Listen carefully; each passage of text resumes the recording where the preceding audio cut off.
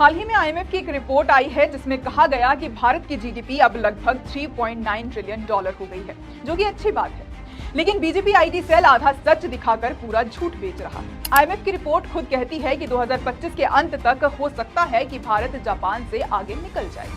BJP के नेता और उनके प्यादे कह रहे हैं कि इंडिया 4 ट्रिलियन इकोनॉमी बन गया है, लेकिन अभी वो बना नहीं है।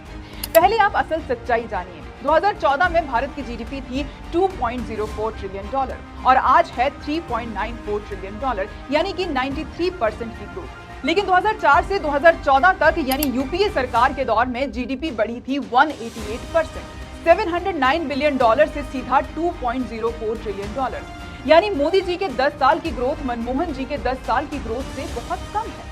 और अब सबसे जरूरी बात, जापान नहीं, भारत का असली मुकाबला बांग्लादेश से है और वहां हम पिछड़ रहे हैं। 2014 में बांग्लादेश की पर कैपिटा इनकम थी 1340 डॉलर और भारत की 1560 डॉलर, यानी बांग्लादेश हमारे मुकाबले 75% पर था।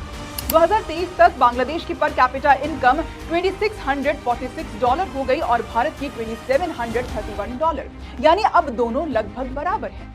यहाँ बात जापान को पीछे छोड़ने की हो रही है, लेकिन असल में भारत का कंपैरिजन बांग्लादेश के साथ हो रहा है। ये सब भ्रम इसलिए फैलाया जा रहा है ताकि जनता का ध्यान असली मुद्दों से भटके। महंगाई, बेरोजगारी, गिरता रुपया, जीडीपी के आंकड़ों की सच्चाई।